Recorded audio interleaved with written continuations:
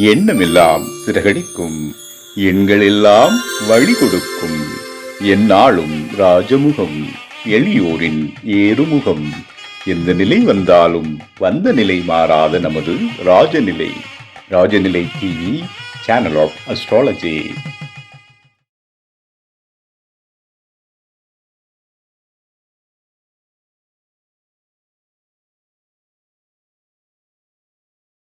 குரு பிரம்மா குரு விஷ்ணு குரு தேவோ மகேஸ்வரக குரு சாட்சாத் பரபிரம்மம் தஸ்மை ஸ்ரீ குருவே நமக. குருவே வா ஆழ்க, குருவே துணை.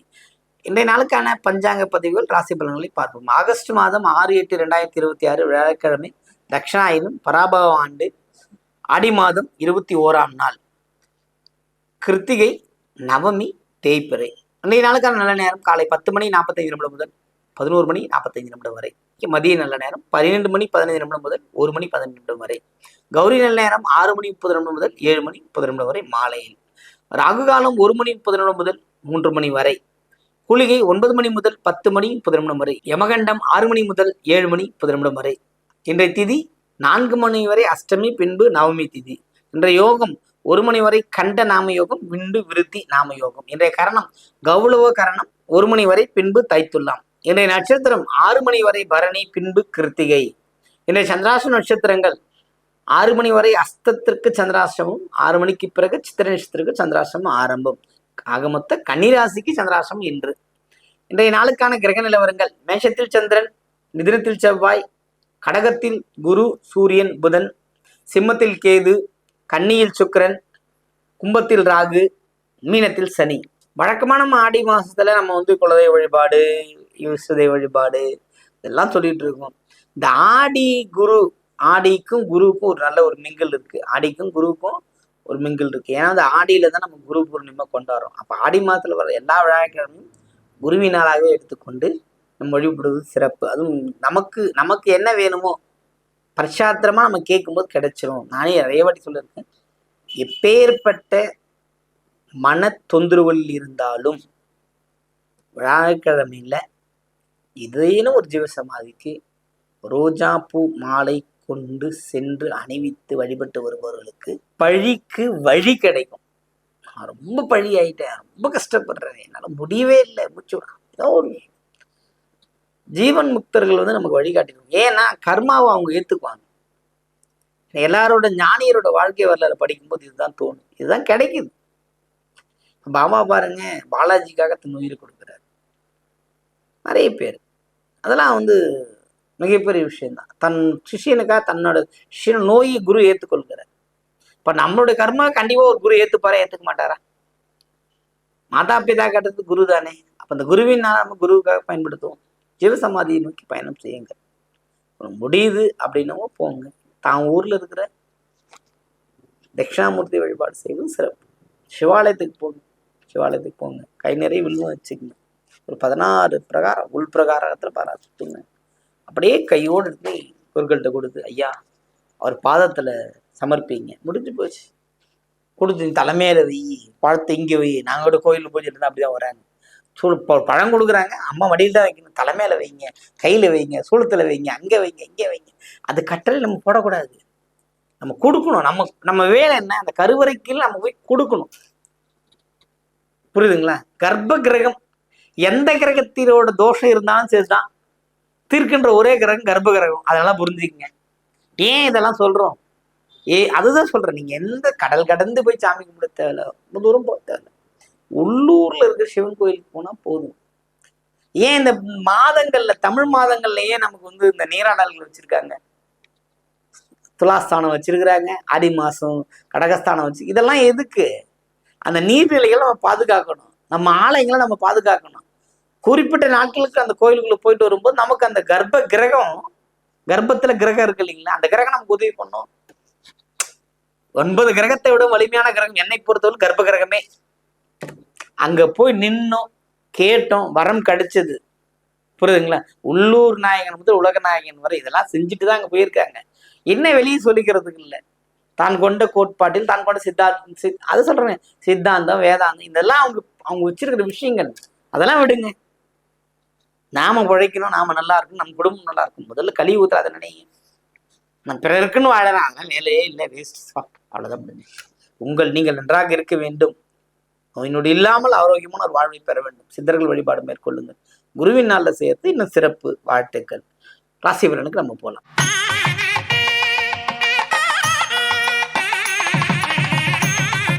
மேன்மை பொருந்திய மேஷராசி என்பவர்களுக்கு இதனால் பார்த்தீங்கன்னா ரொம்ப சிறப்பு. அதாவது சந்திரனின் பயணமாகட்டும், செவ்வாயின் பயணமாகட்டும், ரொம்ப அற்புதமான பலன்களை தர காத்திருக்கிறது. ரொம்ப நாளா ஒரு விஷயம் வாங்கணும் அப்படின்னு இருந்த விஷயங்கள் இன்னைக்கு நடந்து தீரும். பொருள், புதிய பொருள் வரவு, அது தங்கமாகவும் இருக்கலாம், வண்டி வாகனமாக, நாளில் குரு புதனின் பயணம், இதெல்லாம் வந்து உங்க முயற்சி இன்னைக்கு ஜெயிக்கக்கூடிய அமைப்புலாம் அதனால இருக்கிறது. பயன்படுத்திக் கொள்ளுங்கள். வாழ்த்துக்கள்.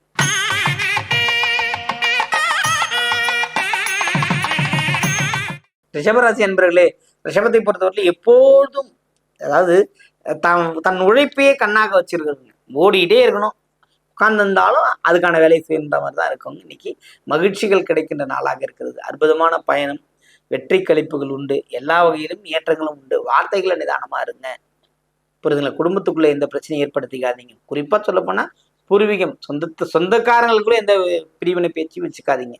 அது மட்டுமே உங்களை வாழ வைக்கும் என்று சொல்லிக் கொள்கிறேன். அதனால வந்து ஒரு மகிழ்ச்சிகரமான நாளாக ரிஷபத்துக்கு இருக்கிறது. வாழ்த்துக்கள்.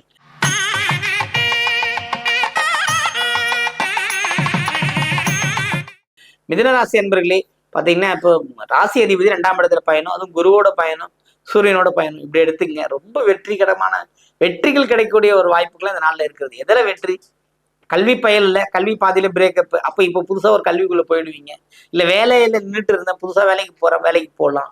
அப்படிப்பட்ட எல்லாமும் ஒரு ரிலேஷன் பண்றவங்கலாம் இன்னைக்கு ஒரு நல்ல வாய்ப்புகளை வந்து அவங்களுக்கு தேடி வந்து கொடுக்கும். மண்மனை யோகம் அப்படின்றது தான் இந்த நாளில் இருக்கிற அமைப்புகள். பொதுவாகவே வந்து பார்த்தீங்கன்னா மிதுனராசிக்காரங்களுக்கு ஜாலி டைப் தான் இருப்பாங்க. இருந்தாலும் உள்ளுக்குள்ளேயே வெஞ்சன்ஸ், ரொம்ப உள்ளுக்குள்ளேயே எதுவாக இருந்தாலும் பேசிப்பாங்க. பார்த்தீங்கன்னா தெரியும், மிதுனராசிக்காரன் தானே தனக்குள்ளே பேசிக்கிட்டே இருப்பாங்க. ஏன்னா அவங்க அந்த உணர்வு அவங்களுக்கு அதெல்லாம் கிடையாது. வெற்றி உங்களுக்கு காலடியில் இருக்கிறது. ஓடுங்க, முயற்சி செய்யுங்க, உங்கள் வாழ்க்கை மலரும். இந்த நாள் ஒரு அற்புதமான நாள். வாழ்த்துக்கள்.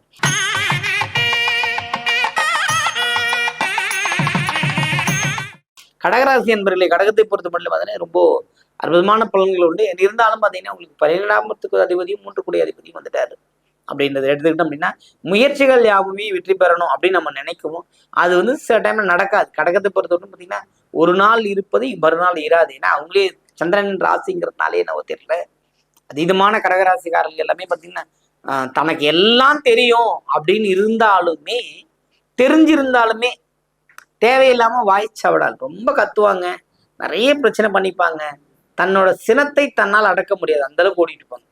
அதாவது கடகத்தில் இருக்கிறவங்களுக்கு தந்தை மகனுக்குமான பிரச்சனையுமே இருக்கும், அல்லது தன்னோட வாடிக்கையாளர்கிட்டையும் பிரச்சனை பண்ணுவாங்க. தான் படிக்கிறப்ப கல்வி ஆசானா இருந்தாலும் மாணவர்களுடைய பிரச்சனை, இந்த மாதிரி ஏதாவது ஒரு சட்ட சிக்கல்கள் இருந்துகிட்டே இருக்கிற நாளாகத்தான் இந்த நாள். கொஞ்சம் கவனமா இருக்கிறது சிறப்பை தரும்.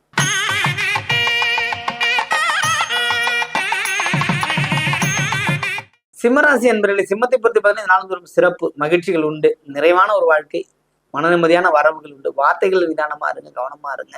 எதையும் போய் எனக்கு எல்லாம் தெரியும் பேசாதீங்க.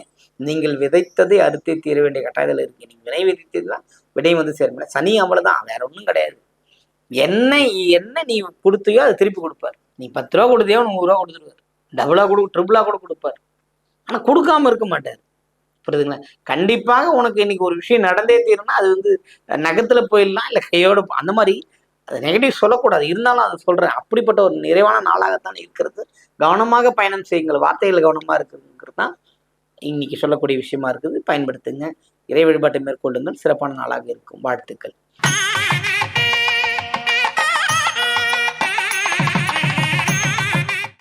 கன்னிராசி அன்பர்களே, கன்னியை பொறுத்தவரை பார்த்தீங்கன்னா சுக்கிரனின் பயணம்ங்கிறது ரொம்ப சிறப்பான ஒரு விஷயம்.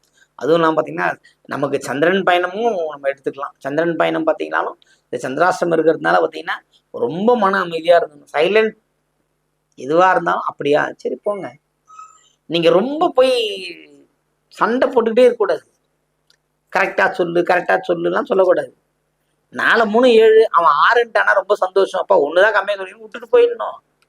அவன்கிட்ட போய் எப்படி விரல் நீட்டு எண்ணுக்குன்னு கேட்டு சண்டை வளர்த்துட்டு வந்துடக்கூடாது. இன்னைக்கு ரொம்ப அமைதியா இருக்கும், போயிட்டா இருக்கும். இந்த நாள் வந்து சந்திராசிரமத்துக்கு புதிய முயற்சி மேற்கொள்ள வேண்டாம். பழசு என்ன ரெகுலரான விஷயத்த செய்யுங்க. வாழ்த்துக்கள்.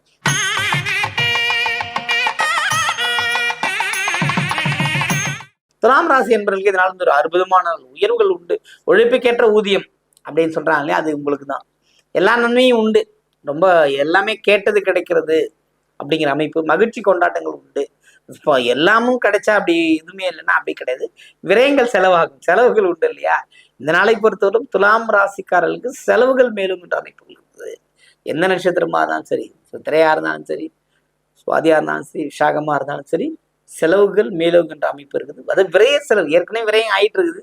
இன்னும் கொஞ்சம் இன்னைக்கு எக்ஸ்ட்ரா ஆகும். கொஞ்சம் கவனமா இருந்தா போதுமானது.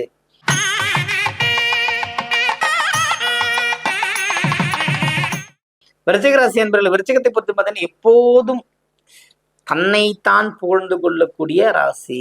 மற்றவங்களுக்கு அட்வைஸ் அட்வைஸ் அட்வைஸ் அட்வைஸ் அந்த அட்வைஸை நான் கேட்கறேன்னா நான் நல்லா இருக்கிறேனானே கிடையாது. அதெல்லாம் கவனமா இருங்க. நம்மளோட விஷயத்த நாம பார்த்துக்கணும். பாருங்க, எல்லாமும் உங்களை தேடி வந்துடும். எதையுமே நீங்க தேடி போக தேவையில்லை. உழைப்பு, உயர்வு, மகிழ்ச்சி, கொண்டாட்டம் இத்தனையும் கிடைக்கிற நாளாக இருக்கு. தொழில் ஸ்தானத்துல தொழில் விஷயத்துல கொஞ்சம் கவனமா இருக்குது, சிறப்பை தரும். அதாவது பாக்கியங்கள் கூடும், ஏற்றங்களை பெறுகின்ற ஒரு அற்புதமான நாளாக இந்த நாள் இருக்கிறது. வாழ்த்துக்கள்.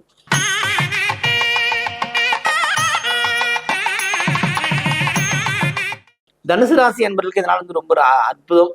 அதாவது விருத்தின்னு சொல்றோம். அதாவது எல்லாமும் கிடைக்கும். இது கிடைக்குது அது கிடைக்கலாம் கிடையாது. என்ன விருப்பப்பட்டமோ அது கிடைச்சிடும். அந்த அளவுக்கு ஒரு அற்புதமான பலன்கள் தருகின்ற ஒரு நாளாகத்தான் இந்த நாளாக இருக்கிறது. ரொம்ப அதாவது தேடி போயும் கிடைக்காத விஷயம் உங்களுக்கு தேடி வந்துடும். நான் தேடி போனேன், அது எனக்கு கிடைக்கல, செட் ஆகல, முடியல அப்படிங்கிற வார்த்தையே இனி வராது. எல்லாமும் உங்களுக்கு தேடி வருகின்ற அற்புத பலன்கள் கிடைக்கின்ற ஒரு நல்ல நாளாக இந்த நாள் இருக்குது. பயன்படுத்திக் கொள்ளுங்கள்.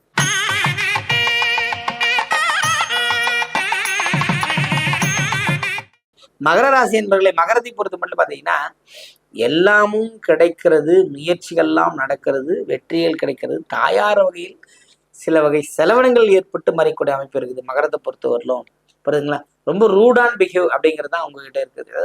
எனக்கு எல்லாம் தெரியும், நான் செஞ்சது தான், நான் பார்த்தது தான், நீங்க கேட்டதுன்ற மாதிரி தன்னைத்தானே பிளேம் பண்ணிக்கிறது. புரியுதுங்களா. இந்த நாள் வந்து ரொம்ப அற்புதமான நாள். நன்மைகள் யாவும் கிடைக்கும். என்னால் இது முடியும், நான் செய்கிறேன், நல்ல பேரை வாங்கிக்கிறேன் அப்படின்னு அலுவலகத்திலும் சரி, பிள்ளைகள்ட்டும் சரி, அல்லது படிக்கின்ற மாணவ மாணவியும் சரி, தன்னோட வேலையை கரெக்டாக பார்த்தீங்கன்னா இந்த நாள் ஒரு சிறப்பான பலனை தருகின்ற நாளாகத்தான் இந்த நாள் இருக்கிறது. பயன்படுத்தி கொள்ளுங்கள். வாழ்த்துக்கள்.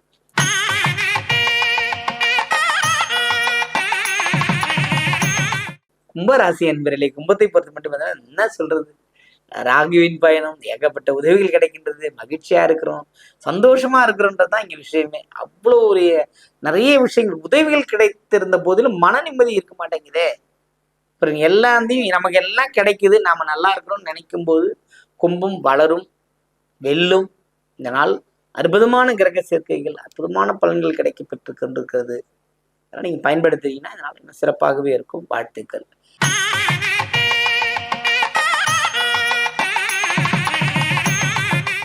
மீனராசி என்பவர்களுக்கு பார்த்தீங்கன்னா சந்திரன் 2ஆம் இடத்துல பயணங்கிறது ஒரு சிறப்புங்க. அது ரொம்பவும் துணிவு, பணிவு, கருணை இது எல்லாமே இருக்கும். ஆனா அதை தாண்டி கோவம், விடாப்படியான சொல்றாங்க வர கௌரவம், இது ரெண்டுத்துக்காக கூட தான் அடிபடுவீங்க. யாராவது ஒன்று கேட்டாங்க, ஆமா நான் இப்படிதான் சொல்லிட்டு போயிட்டா ஒரே வார்த்தையில் முடிஞ்சு போயிடும். அந்த ஒரு விஷயத்த மறைச்சு அதுக்காக 10 விஷயத்த போய் சொல்லி திரும்ப இது ஒன்றும் இல்லை. இந்த பிரபஞ்சம் ஒரு விஷயம் நல்லா புரிஞ்சுங்க. ஒரு உண்மையை சொல்லி தப்பிக்கிறவங்கள ஜெயிக்க வச்சிடும். ஒரு பொய்யை சொல்லி 100 பொய் சொல்றவங்கள அது மாட்டி விடும். இங்க மீனத்துக்கு ஒரே பிரச்சனை இவ்வளவுதான். அதனால இன்னைக்கு சந்திரன் பயணம் நல்லா இருக்கிறது, செவ்வாயின் பயணம் 4ஆம் இடத்துல. அப்போ கொஞ்சம் தேவையற்ற வாக்குவாதங்களை தவிர்த்து பணிவுடன் நடந்து கொண்டாலே போதும். பணிவுன்னா ஒன்றும் இல்லைங்க. நாம் என்னவா இருக்கிறோம், நம்ம எதுக்காக இங்க இருக்கோம், ஏதோ யாரா இருந்தாலும் சரிதான். ஹவுஸ் ஒய்ஃபா இருந்தால் அவங்க வீட்டுக்குள்ள அவங்களோட அதிகாரங்கள்லாம் என்னென்ன செய்யணுமா செய்யணும். ஒரு பணிக்கு சொன்னீங்கன்னா அங்க உங்களோட கேம்பஸ்ல, உங்களோட கேம்பெயின்குள்ள, உங்களோட கேபின்ல என்ன வேலையா செய்யணும். புரியுதுங்க. அது மாதிரிலாம் நீங்க பண்ணீங்கன்னா இந்த மீனராசிக்காரங்க இன்றைய நாள் அது குருவோட நாள் சிறப்பான ஒரு பலன்கள் கிடைக்க வாய்ப்பு இருக்கிறதுலே பயன்படுத்திக் கொள்ளுங்கள். இதனால ஒரு சிறப்பான நாள். வாழ்த்துக்கள். அனைவருக்கும் நன்றி, வணக்கம். வாழ்க வளமுடன், வாழ்க வையம்.